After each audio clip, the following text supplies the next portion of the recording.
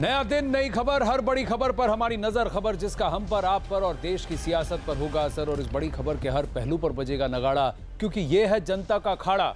नमस्कार, मैं हूं आनंद नरसिम्हन।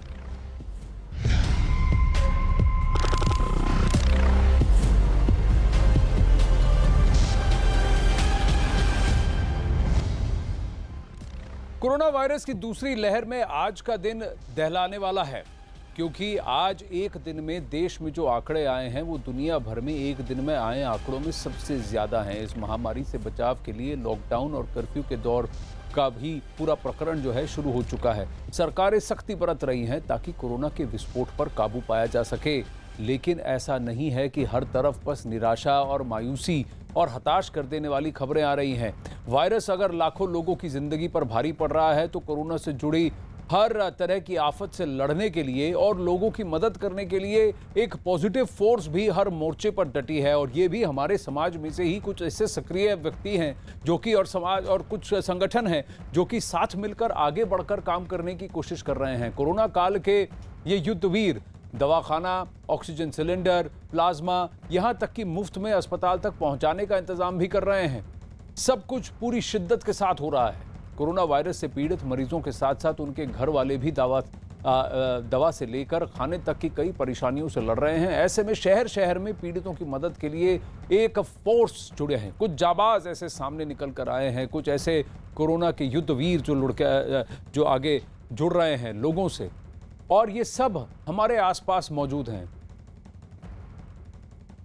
महामारी के इस महासंकट के बीच जब हर तरफ परेशान करने वाली खबरें आ रही हैं, इस बीच कुछ ऐसी खबरें भी आ रही हैं जो मुसीबत में राहत का एहसास देती हैं। दुनिया में अलग अलग और अकेले कर देने वाली इस बीमारी के बीच अपनों के होने का एक एहसास जो है वो हमको कराती है। ये खबरें मदद करने वाली कोशिशें, इंसानियत और नेकदिली सिखाती हैं।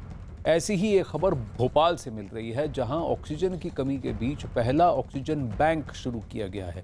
इस बैंक को एक सामाजिक संस्था की तरफ से 40 ऑक्सीजन कॉन्सेंट्रेटर मशीन दी गई है।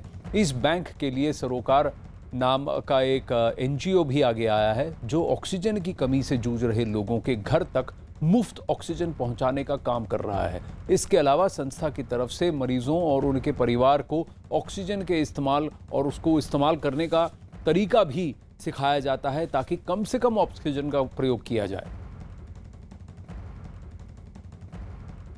कोविड के इस महामारी के संकट में सभी सामाजिक संस्थाएं और भारतीय जनता पार्टी के कई कार्यकर्ता अलग अलग प्रकार से मदद करने का प्रयास कर रहे हैं। आज सरोकार संस्था, जिसमें हमारे प्रदेश के मंत्री भाई राहुल कोठारी जी ने सरोकार संस्था के माध्यम से 40 ऑक्सीजन जनरेटर मशीनें, जो आज की बहुत ज़रूरत है, वो श्रीमान हमारे कलेक्टर महोदय अविनाश जी को आज यहाँ पर सौंपा है। और इस संस्था के माध्यम से उन्होंने ऑक्सीजन बैंक की स्थापना की और लोगों की मदद करने का प्रयास कर रहे हैं। पारस धामा हमारे साथ मुंबई से जुड़ रहे हैं, जहां उनके साथ शाहनवाज शेख हैं जो लोगों तक फ्री ऑक्सीजन पहुंचा रहे हैं। वहीं भोपाल से हमारे साथ मनोज शर्मा जुड़े हैं, उनके साथ राहुल कोठारी हैं, जिनकी संस्था भोपाल में कोरोना मरीजों के घर पर जाकर उन्हें ऑक्सीजन पहुंचा रही है। ऑक्सीजन की किल्लत, जिसका कि सुप्रीम कोर्ट ने भी सुओ मोटो अब कॉग्निजेंस लिया है मनोज, इस पर लोग भी आगे आकर मदद करने की कोशिश कर रहे हैं। पुरानी दिल्ली में कल हमने देखा कि जिनके पास ऑक्सीजन सिलेंडर है लेकिन उनको उनकी ज़रूरत नहीं है, वो भी आकर अब समाज में वापस कर रहे हैं, कह रहे हैं कि आपको चाहिए तो आप ले लीजिए। लोग अब, आपने जहां भोपाल में एक ऑक्सीजन बैंक हो रहा है, जहां पर ऑक्सीजन कॉन्सेंट्रेटर मशीन के साथ ऑक्सीजन का प्रयोग और प्रोडक्शन हो रहा है और उसको फिर मरीजों तक पहुँचाया जा रहा है।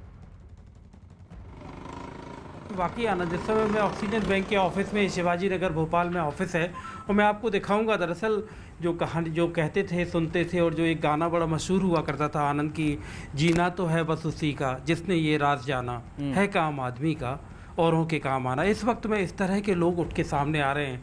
ये सामने आपको जो दिख रहा है, ये ऑक्सीजन कॉन्सेंट्रेटर हैं, और ऐसे ऑक्सीजन कॉन्सेंट्रेटर ये सरोकार नाम की संस्था ने इकट्ठे किए हैं। और जब भी इनके पास, इन्होंने एक हेल्पलाइन नंबर जारी किया है आनंद, जिससे आपको अगर जैसे ही आप सूचना देते हो तो इनकी तरफ से कोशिश होती है कि आपको हम इमीडिएट रिलीफ, एक तुरंत अगर जो मदद दे सकते हैं वो मदद दे दें। हमारे साथ राहुल कोठारी संस्था के जो अध्यक्ष हैं, इनसे हम बात करते हैं। आपको अभी तक कितने लोग ऐसे फ़ोन कर चुके हैं, कितने लोगों को आप उपलब्ध करा चुके हैं? देखिए, कल से ही हमने ये सेवा शुरू करने का प्रयास किया था, क्योंकि हम इस बात को महसूस कर रहे थे राजनीतिक में काम करने के हिसाब से कि लगातार लोगों में जो एक पैनिक आता है, ऑक्सीजन नहीं मिलने की जो गड़बड़ाहट होती है, उनकी जो घबराहट होती है, उसको देखते हुए यदि तुरंत में उनको आवश्यकता पूर्ति कर दी जाए तो कहीं ना कहीं उसके बाद 1-2 दिन तक वो उसमें रह के अस्पताल जा पाते हैं और अस्पताल में जाके उनको एक बड़ा रिलीफ मिलता है। हमारा कुल मिला के मानना है कि जो माइल्ड पॉजिटिव पेशेंट हैं, जिनकी SpO2 जो है अपने आप में 85 से ऊपर है, या फिर हम कह सकते हैं कि जिनका CT स्कोर जो है वो 6-7 के नीचे है, उनको इसमें तुरंत रिलीफ मिला है। ऐसे बहुत सारे केस हमारे सामने आए। कल से हमने लगभग 15 से 20 लोगों को इससे राहत पहुंचाने का प्रयास किया है। हमारा प्रयास यही है कि इससे हम तुरंत SOS उनको उपलब्ध कराएं। राहुल, इससे जो हम करते हैं तो ऑक्सीजन कॉन्सेंट्रेटर कितनी ज़रूरत पूरी कर पाता है एक मरीज़ की? नहीं, देखा जाएगा कि लगातार जिसका भी अभी SpO2 जो है 85 के आसपास आता है, उसको ये 92-94 तक लेके जाता है, उससे तुरंत उसको राहत मिलती है। उसके बाद उसको हमारी जो टीम है वो वीडियो काउंसलिंग भी कर रही है, ताकि उसको उल्टा लेटाकर उसको कम से कम उस ऑक्सीजन की सहायता उतनी देर तक कर दी जाए जब तक उसको अस्पताल का एक बेड नहीं मिलता है। आगे जाके हमारा प्रयास रहेगा कि इसमें जो 10 लीटर वाले हैं, जो और ज़्यादा ऑक्सीजन दे सकते हैं, उनको भी हम लोग साथ जोड़ने का प्रयास कर रहे हैं। अभी इस समय मशीनों की भारी अनुपलब्धता है, फिर भी हमारा प्रयास जो था सार्थक हुआ है। लगभग 50 मशीनें हमारे पास आ चुकी हैं। 50 मशीन मिल चुकी हैं आपको? जी बिल्कुल। और उसके बाद भी हमारे अनेक संस्थाएं जो हैं हमसे अब संपर्क कर रही हैं कि वो भी जो है इस पूरे प्रकल्प से जुड़ना जो जहां पर है जितनी हो सके मदद करे। काम करते हैं तो उस अच्छे काम में लोग जुड़ते हैं। बिल्कुल बिल्कुल मनोज, और आपको और आपके विजय को भी बहुत बहुत धन्यवाद कि आप ऐसी कथा, ऐसी स्टोरीज भी सामने लेकर आए हैं। आप भी मेहनत कर रहे हैं, आप भी जरा सजग रहें, आप भी जरा सेफ रहें। मैं आपको भी दाद देता हूं। एक चीज मैं दर्शकों को बताना चाहूंगा इससे पहले कि हम पारस धामा के पास जाएं, आपके घरों में, आपके आसपास में एक ऑक्सीमीटर होगा, क्योंकि अगर आप अब तो हर किसी के पास है, हर कोई अपने SpO2 लेवल्स देखता है। डॉक्टर्स का कहना है कि जब तक आपका ऑक्सीजन लेवल 90 के ऊपर है, आपको घबराने की ज़रूरत नहीं है, आपको ऑक्सीजन की ज़रूरत नहीं है। अब इस तरह की जो कॉन्सेंट्रेटर मशीन्स हैं, अगर आपका स्तर जो है 90 से नीचे गिर जाता है, 85 तक आ जाता है, तब आपको शायद इसकी ज़रूरत पड़ सकती है। एक चीज़ जो बहुत कारगर सिद्ध होती है, जब आपको थोड़ी सी सांस लेने में तकलीफ हो, आपको लग रहा है कि आपको ऑक्सीजन लेवल्स गिर रहे हैं, तो आप अपने पेट के बल पर सो जाएं। अगर आप अपने पेट पर सोते हैं तो फिर आपके फेफड़ों को थोड़ी सी मदद मिलती है और थोड़ी सी राहत मिलती है, और वैसे ऑक्सीजन लेने में आपको भी थोड़ा सा रिलीफ मिलेगा और आपके SpO2 लेवल्स धीरे धीरे 90 से ऊपर 92-94 तक पहुंच जाएंगे। अगर कल 97-98 होना ज़रूरी नहीं है, अगर 90 के ऊपर आपका SpO2 लेवल है, ऑक्सीजन लेवल है, तो आप सेफ हैं। आप बस थोड़ा सा धैर्य बनाकर रखिए और धीरे धीरे हर मेडिकेशन को और प्रोसीजर को फॉलो कीजिए और इसे एक फ्लू की भांति ट्रीट कीजिए अपने दिमाग में कि आप इसे हरा सकते हैं। अगर आपके दिमाग में ये रहेगा कि आप इसे हरा सकते हैं, आप इसे पार पा सकते हैं, तो कहीं ना कहीं ये आपको मदद करेगा कि आप इससे फाइट कर सकें। ये ज़रूरत है। अगर आप पैनिक हो जाएंगे, आप ज़रा सा हकबका जाएंगे, तो फिर अपना संतुलन खोलेंगे, तो फिर इस वायरस को फैलने का भी मौका मिलता है और हमारी जो विल पावर है वो वीक हो जाती है। पारस धामा हमारे साथ जुड़े हैं। शाहनवाज शेख ऐसे ही मुंबई में लोगों की मदद कर रहे हैं। पारस, बताइए वो कैसे मदद कर रहे हैं? आनंद, जिस आपको पहले बता देंगे, जिस तरीके से पूरे मुंबई में या पूरे भारत में ऑक्सीजन की कमी सामने आ रही है, लोग जो हैं बड़े परेशानियों से जूझ रहे हैं। वहीं बहुत सारे लोग ऐसे भी हैं जो लोगों की मदद करने के लिए सामने आते हैं। वैसे ही एक व्यक्ति हैं शाहनवाज शेख, जिन्होंने पूरे मुंबई में फ्री में ऑक्सीजन पहुंचाने का काम किया है और लगातार कर रहे हैं, 24 घंटे कर रहे हैं। हमारे साथ हैं शाहनवाज शेख। किस तरीके से ये पूरी मुहिम जो है शाहनवाज आपने शुरू की? मैं यहाँ देख पा रहा हूँ कि एक वॉर रूम तक बनाया है आपने, जहाँ पे लोगों को फ़ोन आते हैं और उस तरीके से आप उनकी मदद करते हैं। पहले बताइए मुहिम किस तरीके से शुरू की शाहनवाज आपने? देखिए, ये मुहिम हमने पिछले साल ही शुरू करी थी, जब हमने देखा था कोविड के केस कितने बढ़ रहे थे।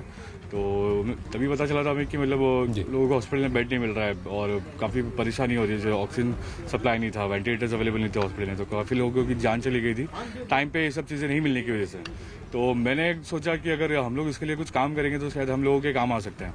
तो मैंने सोचा कि हम लोग कैसे करेंगे, लेकिन क्योंकि चीज़ें हमें पता ही नहीं थी, क्योंकि ये मेडिकल चीज़ें हैं, कैसे क्या करना है। तो हम लोगों ने डिसाइड किया कि ऑक्सीजन सिलेंडर जो होते हैं वो अगर हम लोग कोविड पेशेंट्स को देंगे तो काफ़ी लोगों की जान बचा सकते हैं। तो इस तरीके से हमने मुहिम स्टार्ट करी थी कि जो घर में होम क्वारंटीन होते हैं जो लोग, तो हम लोग उनको घर पे ही प्रोवाइड करते हैं अगर उनको कोई प्रॉब्लम होती है सांस लेने में। तो और लास्ट टाइम ये मुहिम शुरू करी थी हम लोग, और इस साल हमने देखा कि इस साल पहले से ज़्यादा हालात बहुत बदतर हैं। पहले अगर हम देखेंगे कि अगर पहले दिन में 4000 केस आ रहे थे, तो आज 8000 आ रहे हैं, मतलब डबल हो चुके हैं। तो इस तरीके से हमने अभी आप देख सकते हैं कि किस तरीके से हमने शुरू किया। 200 सिलेंडर से हमने स्टार्ट किया है ये, और आपको बता दूं कि अभी हमें प्रॉब्लम भी बहुत हो रही है कि मतलब हम ऑक्सीजन लिक्विड नहीं मिल पा रहा टाइम पे। फिर भी हम लोग कोशिश कर रहे हैं, हम जितनी कोशिश कर सकते हैं 24 घंटे हम लोग काम कर रहे हैं। अगर हमें 50 सिलेंडर भी रिफिल होकर मिल रहे हैं तो हम लोग पहुँचा रहे हैं।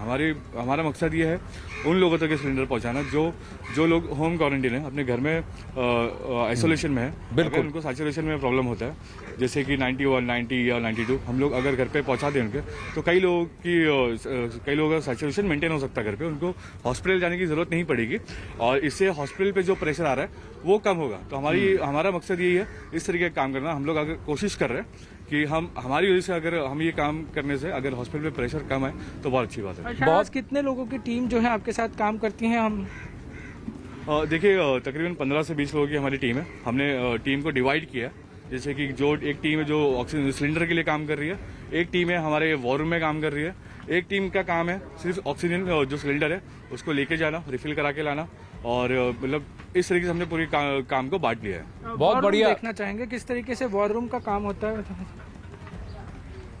देखिए जी, मैं आपको बताता हूँ, ये हमने एक छोटा सा वॉर रूम बनाया हमारे लिए। जब हमने देखा कि मतलब लोगों को हेल्प नहीं मिल पा रही है टाइम पे, हमें भी कॉल आ रहा था कि इनको बेड नहीं मिल रहा है, तो मेरे दिमाग में आइडिया आया कि अगर हम लोग इस तरीके का काम शुरू करेंगे तो काफ़ी लोगों की मदद हम लोग कर सकते हैं। तो हमने ये शुरू किया। देखिए आप देख सकते हैं कि हमने यहाँ पे सारे डेटा हमारे पास में है। A2R सेंटर जो BMC के वार्ड है, सारे डेटा हैं वॉर रूम के। जैसे कि अगर कोई कॉल आता है हमें और उनको बेड नहीं कहीं अरेंज हो रहा है और उनको पता नहीं है कि BMC का कोई वॉर रूम भी है जो मतलब काम कर रहा है, तो हम लोग उनको हेल्प करते हैं उसमें। हम लोग खुद कांटेक्ट करते हैं BMC के हॉस्पिटल्स में। अगर BMC के हॉस्पिटल्स में अवेलेबल होते हैं बेड तो ठीक है, नहीं हो पा रहा है तो हम लोग प्राइवेट हॉस्पिटल में ट्राई करते हैं। तो इस तरीके से हम लोग काम कर रहे हैं। और हमने यहाँ पर एम्बुलेंस की बहुत परेशानी चल रही है, लोगों को टाइम पे एम्बुलेंस भी नहीं मिल रहा है, तो हमने मुंबई के सारे एम्बुलेंस के जो हैं उनका भी डेटा निकाला है। अगर किसी हमें कॉल आता है एम्बुलेंस अरेंज कराने के लिए तो हम उनको एम्बुलेंस अरेंज भी करा के देते हैं। मतलब जिस तरीके से हम लोग हेल्प कर सकते हैं हम लोग कोशिश कर रहे हैं कि हम इस वक्त बहुत बढ़िया शाहनवाज शेख को बहुत दाद और पारस धामा और आपके विजय को भी बहुत मुबारक कि आपने ऐसी स्टोरीज जो हैं इस बात को जग जाहिर किया। देखिए मुंबई में ही नहीं, भोपाल में ही नहीं, हर जगह लोग ऐसे हैं जो आगे बढ़कर काम कर रहे हैं, मेहनत कर रहे हैं। एक और आपसे गुजारिश है एज अ व्यूअर, कई लोग हम में से ऐसा है कि अगर कल मुझे हो गया तो मैं क्या करूंगा, तो इसलिए स्टॉक पाइल करके रखते हैं, घर में रोक के रखते हैं, शेयर नहीं करते हैं।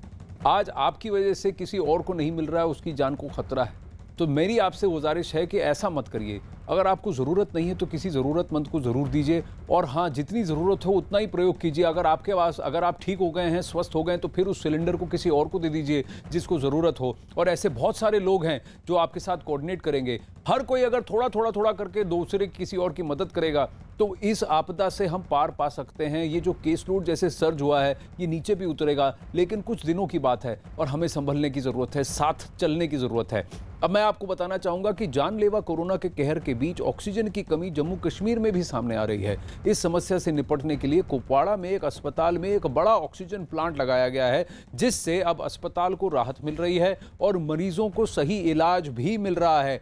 आपको बता दें कि अब तक कुपवाड़ा जिले में एक भी प्लांट नहीं था, और ऐसे में कुपवाड़ा के लोगों के लिए ये एक डबल राहत से कम नहीं। ये जो हमारा ये ऑक्सीजन जनरेशन प्लांट यहाँ लगाया गया है SDH कुपवाड़ा में, this is one of the state of the art facility that has been given to us to hospital. इसमें यह है कि बेसिकली जो गैस सिलेंडर्स हमको लाने पड़ते थे मार्केट प्लेस से, अच्छा उसमें ये हमको लॉजिस्टिक्स का प्रॉब्लम आता था, सप्लाई ऑर्डर देना पड़ता था, फिर ट्रांसपोर्ट भेजना पड़ता था, फिर वो ऑक्सीजन सिलेंडर्स आते, अच्छा उसमें फिर मैन्युअली हमको ऊपर भी लेना पड़ता था, लॉट ऑफ लेबर कास्ट उनमें इन्वॉल्व होता था। इसमें जो है एक ही जगह प्लांट है, recent it has been established, पिछले 6-7 महीने से इसका काम चल रहा था, तो इंशाल्लाह विद इन दिस 3-4 डेज ये आपका ये स्टार्ट भी हो जाएगा।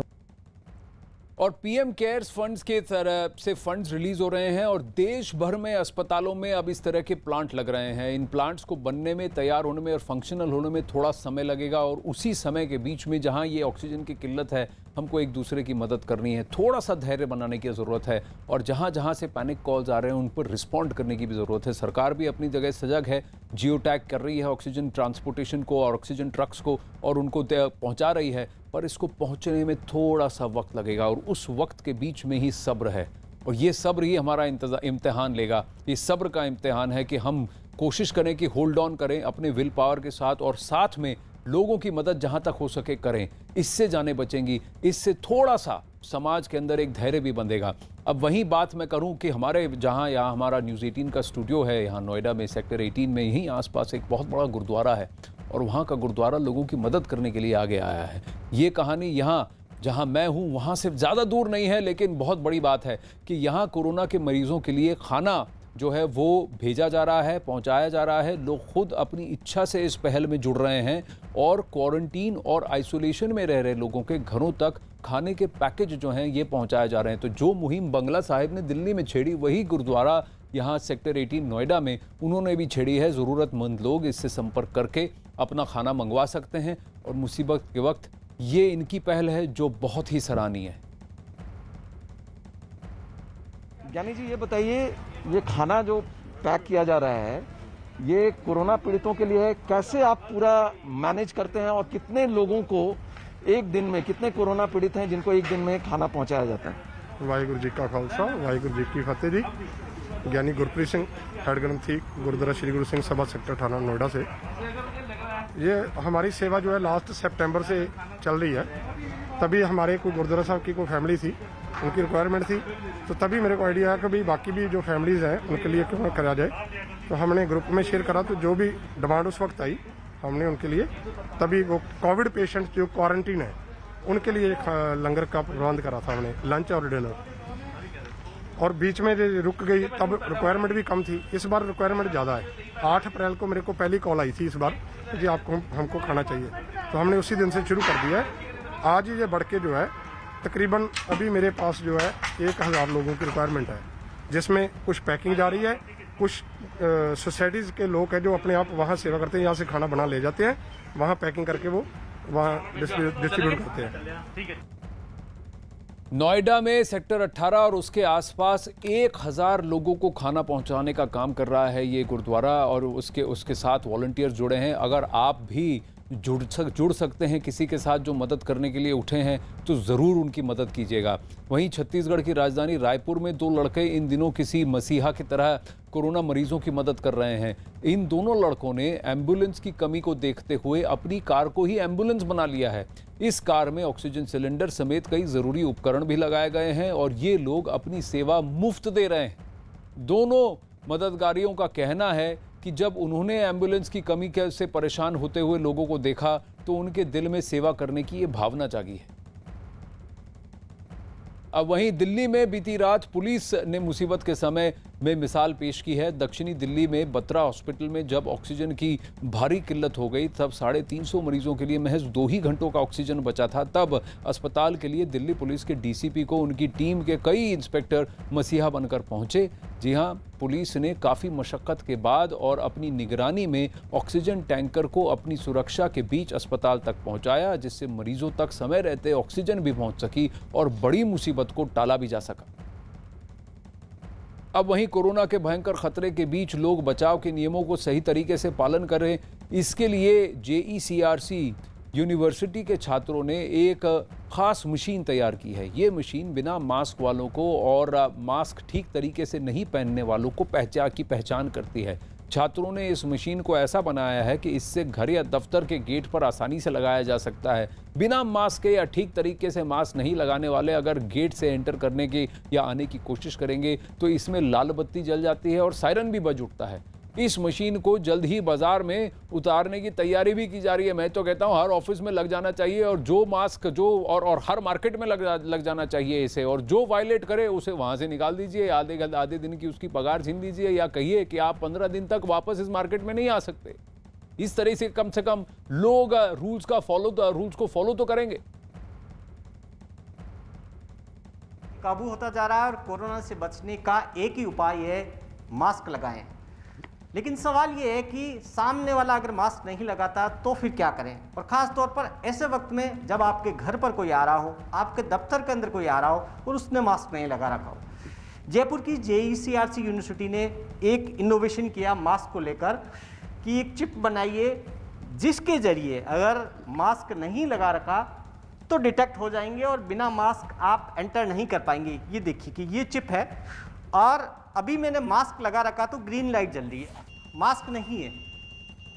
मेरे मुंह पे मास्क नहीं है या नीचे है, तो ये रेड लाइट जल गई, तो यानी कि मैं जा नहीं पाऊंगा अंदर जब तक कि मैंने मास्क नहीं लगाया। ये मास्क ऊपर लगाया, ग्रीन लाइट होगी, फिर मैं जा सकता हूं। तो सर आप बताएं, ये आप आए सर, बाहर आए। शेखर चंद्र है, इस इनोवेशन टीम के हेड है, स्टूडेंट्स हैं, इनके साथ में स्टूडेंट्स ने मिलकर ये इनोवेशन किया। सर क्या इनोवेशन है और किस तरीके से काम करता है? सर अभी कोरोना की महामारी चल रही है, अभी हमारे पास कोरोना के लिए एक प्रिवेंशन टेक्निक है और दूसरा है क्योर अभी बहुत टाइम लगता है, टीकाकरण है बहुत स्लो चल रहा है। तो प्रिवेंशन के लिए हमारे पास 2 तरीके हैं, एक तो 2 गज़ की दूरी और मास्क है ज़रूरी। तो मास्क के लिए हमारे स्टूडेंट्स ने, JECRC के स्टूडेंट ने एक ऐसे टेक्निक का यूज़ किया जिसमें मशीन लर्निंग, आर्टिफिशियल इंटेलिजेंस का यूज़ किया है। आपका वो फेस को डिटेक्ट करेगा, आपने मास्क लगा रखा है तो ये ग्रीन लाइट चलेगी, आप इसे बाद में गेट में लॉक का कन्वर्जन कर सकते हैं, अलार्म में कन्वर्ट कर सकते हैं, किसी भी तरह से इसको कन्वर्ट किया जा सकता है। और अगर आपने मास्क नहीं लगा रखा तो ये रेड लाइट हो जाएगी। इसमें हमने Arduino, machine learning, artificial intelligence, इन सारी तकनीक का इस्तेमाल किया।